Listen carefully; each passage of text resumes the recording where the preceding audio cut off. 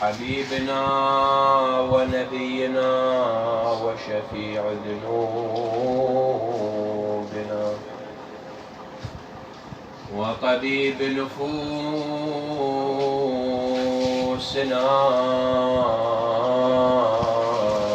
أبي القاسم محمد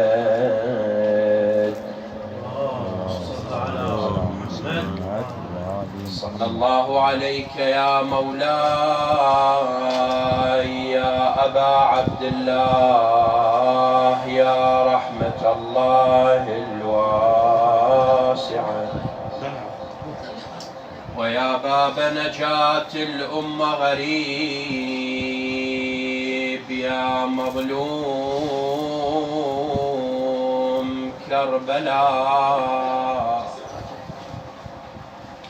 ما خاب من تمسك بكم وأمن من لجأ إليكم يا ليتنا كنا معكم سادتي فنفوز فوزا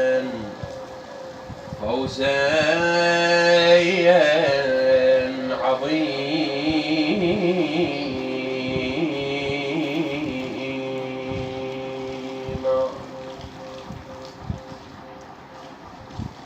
قال الله تعالى في محكم كتابه ومنير خطابه بسم الله الرحمن الرحيم ولا تحسبن الذين قتلوا في سبيل الله أمواتا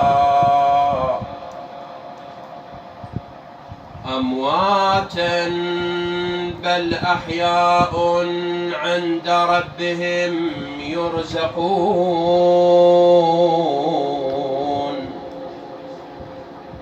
فرحين بما آتاهم الله من فضله.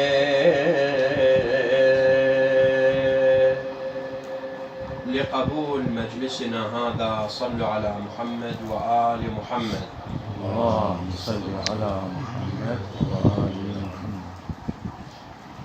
سبب نزول هذه الآية القرآنية المباركة إن ذوي الشهداء في عهد النبي محمد صلى الله عليه وآله وسلم كانوا إذا أصابتهم نعمة أو أصابهم سرور، يعني صاروا في نعمة أو صاروا في سرور، تحسروا، كل واحد منهم صار يتحسر،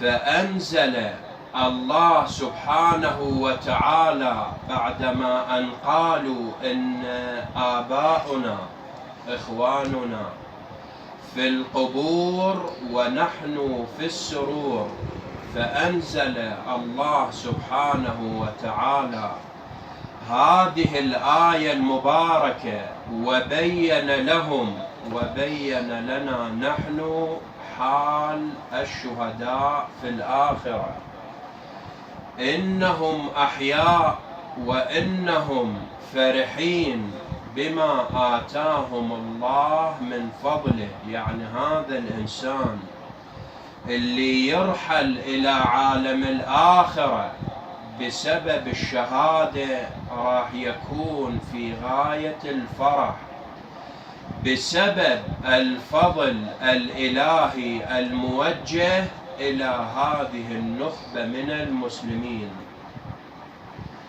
في الأيام القادمة تمر علينا ذكرى شهادة علم التابعين وسيدهم سعيد بن جبير رضوان الله عليه. هذا الرجل هو شمس من شموس المعرفة في دنيا البشرية التي لا تزال تشع نور وعطاء في هذا الوجود في دنيا البشرية. سعيد بن جبير هو نادر من نوادر هذا الكون. سعيد بن جبير كان الصوت الناطق بالحق أمام طغيان وحكم الحجاج وجبروته، ولهذا سعيد بن جبير رضوان الله عليه ولد في الكوفة المقدسة سنة 45 للهجرة، واستشهد في واسط سنة 95 للهجرة، وكان له من العمر 49 سنة. نال الشهادة على يد المجرم الخطير الحجاج اللي استهان بجميع القيم، استهان بجميع المقدرات. الحجاج عاش بعد شهادة سعيد بن جبير 15 ليلة، 15 ليلة. خلال هذه الليالي 15 إذا نام يرى سعيد في منامه وهو آخذ بتلابيبه، يعني من هذا المكان، ويقول له: لم قتلتني يا عدو الله؟ ليش ارتكبت هذه الجريمة؟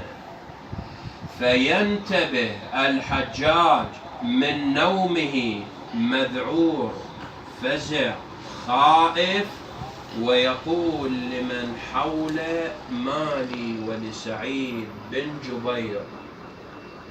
لما هلك الحجاج دفن في واسط وحفي قبره وأجري عليه الماء. ولهذا رجل اسمه الحسن البصري، شخصية معروفة.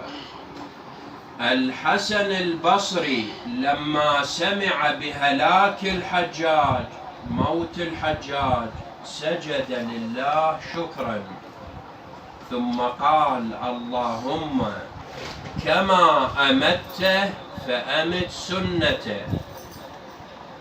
عمر بن عبد العزيز رأى الحجاج في منامه وهو عبارة عن جيفة نتنة، يعني بهذا الوضع الحرج، الوضع السيء، الوضع المخزي، رآه عبارة عن جيفة منتنة. سأله قال: ما الذي فعلت حتى فعل بك الله هكذا؟ شنو أنت سويت حتى صرت بهذا الوضع؟ فقال: قتلني الله بكل قتيل قتلت قتلة واحدة، إلا سعيد قتلني به 70 قتلة. إذن هذا الشهيد الفذ اللي شمل في هذه الآية المباركة، سعيد بن جبير، عنده خصائص، عنده صفات، عنده الكثير من القيم، ومنها أولا الدعاء. كان من المهتمين بمسألة الدعاء حتى لقب بصاحب الدعوة المستجابة. صاحب الدعوة المستجابة ليش لقب؟ لأنه دعا الله سبحانه وتعالى قبل الشهادة، وسأل الله أن يكون سعيد هو آخر قتيل يقتل من المسلمين على يد الحجاج.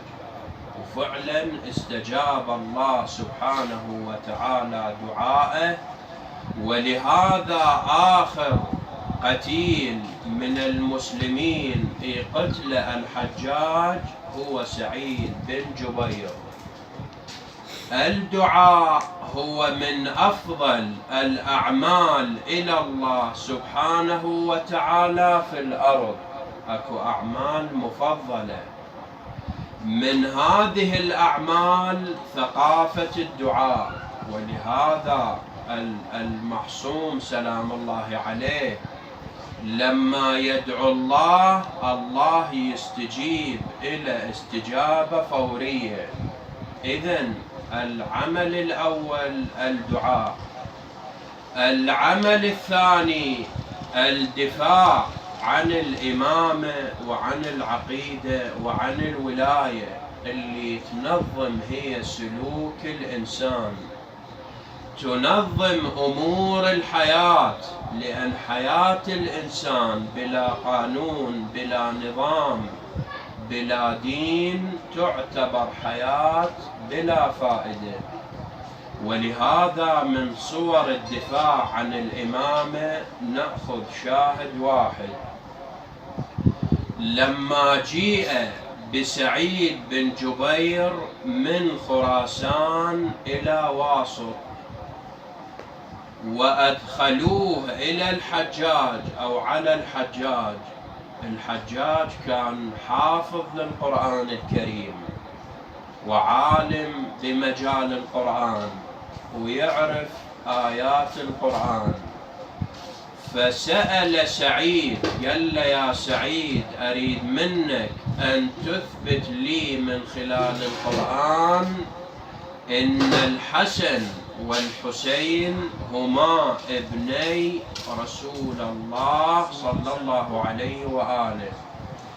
فأجابه سعيد وقرأ له آيات من القرآن الكريم تثبت ذلك، فاقتنع الحجاج بالجواب. بالتالي منحه، أعطاه 10,000 دينار أخذها سعيد. وقف على قارعة الطريق، يعني على فلكة بلغتنا اليوم، وصار يعطي هذه الأموال إلى المعوزين إلى المحتاجين، ويقول هذا كله من بركة الحسن والحسين. إذن الصفة الثانية الدفاع عن الإمامة. الصفة الثالثة والأخيرة الاهتمام بالقرآن الكريم. يدعو سعيد الإنسان المسلم أن يقرأ القرآن بوعي، أن يقرأ القرآن بتفاعل، أن يقرأ القرآن بحركية. قال إمامنا الإمام علي بن أبي طالب: لا خير في عبادة بلا تفكر وقراءة بلا تدبر. إذن يدعو سعيد الإنسان أن يقرأ القرآن بتفاعل، بحيوية، بحركية. ولهذا سعيد بن جبير كان من المفسرين للقرآن الكريم، من المهتمين للقرآن الكريم. أمير المؤمنين لما نقل الخلافة إلى الكوفة المقدسة وإجا إلى الكوفة، جاء معه ابن عباس اللي هو حبر الأمة. لما استقر ابن عباس في الكوفة اجا جبير ابن هشام الأسدي اللي هو أبو سعيد، وجاء معه ابن الصغير آنذاك سعيد. فطلب جبير ابن هشام من ابن عباس أن يعلم القرآن الكريم، يدرس مفاهيم الدين الإسلامي. ابن عباس اختبر سعيد بن جبير اختبار شديد، فنجح سعيد بذلك الاختبار بجدارة وبتفوق ولهذا باشر بتدريسه تفسير القرآن وعلوم القرآن الكريم. ولا تحسبن الذين قتلوا في سبيل الله أمواتا بل أحياء عند ربهم يرزقون فرحين بما آتاهم الله من فضله. سعيد كان المثل الأعلى لهذه الآية القرآنية المباركة، ولهذا الحجاج قطع رأس سعيد بن جبير. ومن قبل الحجاج الجهاز الأموي الظالم، النظام الأموي الظالم قطع رأس سيد الشهداء الإمام الحسين سلام الله عليه. لهذا جاءت إليه الوفية الصابرة المكرمة الحوراء زينب عليه السلام، ولكن بأية حال خائرة القوى منهدة الركن نظرت إلى المولى أبي عبد الله الحسين سلام الله عليه، وإذا بها تخاطب أخي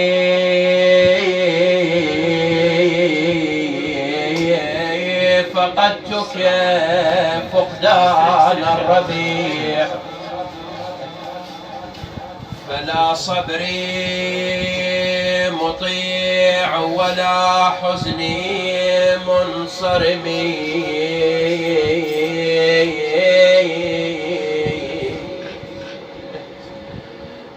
تقل أخويا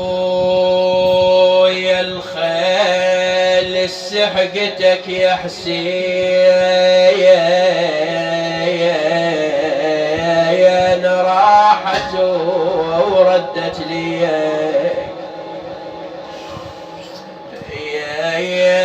والله ما قالت لك علتين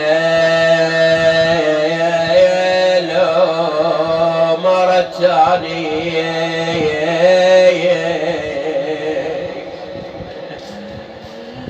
تقل أخويا بعيني العمى ولا كان شفتك والله مخضب بدمك يا خويا وما عرفتك يا ابو السجاد يا الحلوة عشرتك يا والله ظنها طويلة يا ابن امي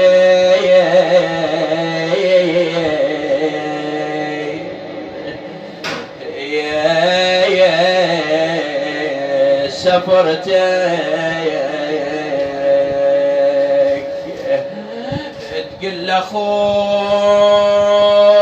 درب البعيد اخويا يريد وليان والله وشنهي المرة الما عدها خوان تحشم الغريب شلون ما كان. وانا زينب وابوي العالي الشايان ويتفرج علي فلان وفلان وطب ديوان والقى بيه مروان والله وطب ديوان والقى بيه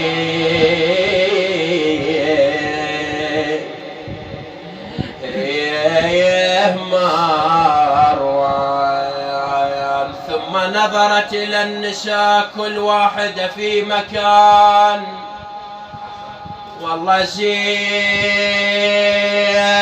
صاحت النسوان ونجين تعال لا تعلن حيل والله ونجين بعبينا خلي نسوي ستار والله ونجين ونطارت يا بعد اهل علي أبيات الدعاء جن الليل على الحوراء زينب وجهت وجهها نحو الغريب والله صاحت يلب الغريب الحق ترانا بلا أهل ضليت والله بلا أهل ضليت والفقدان أهل ما ونن مثل ما ونيت يا ابو زينب وصار الليل وبالوحش حسيت علي الليل يا كرار بس جاين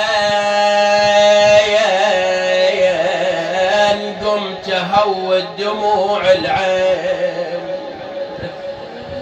والله بس جاين وصحت على الخيل يا الخيل بس جاين دعوف ونا وسحقن حالبيه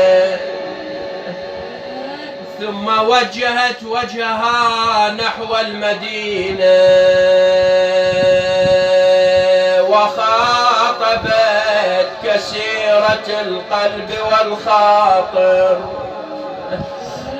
السيدة فاطمة يما ما اريد منك غير ملقاك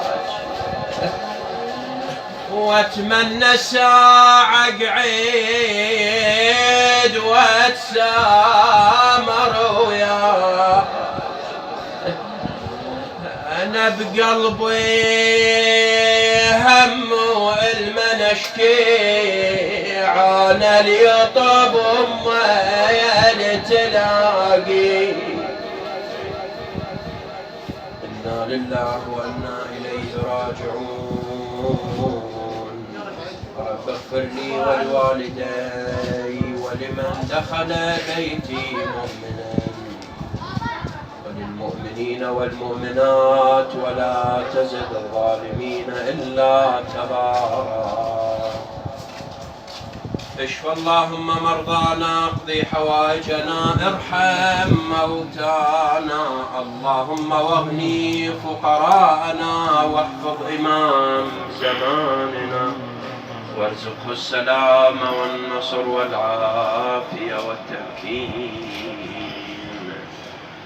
اللهم عجل لوليك الفرج رحمة لدينك اشف اللهم مرضانا اقضي حوائجنا ارحم موتانا اللهم واغني فقراءنا واحفظ إمام زماننا وارزقه السلام والنصر والعافية والتمكين الحاضرين اللهم احفظهم تقبل أعمالهم اللهم واجعل هذه الدار معمورة بالإيمان والسلام والتوفيق والخير المؤسسين لهذا المجلس اللهم احفظهم تقبل أعمالهم ارحم أمواتهم إلى أرواح المؤمنين والمؤمنات بلغ اللهم الجميع ثواب المباركة الفاتحة مسبوقة بذكر الصلاة على محمد وآل محمد. اللهم صل على محمد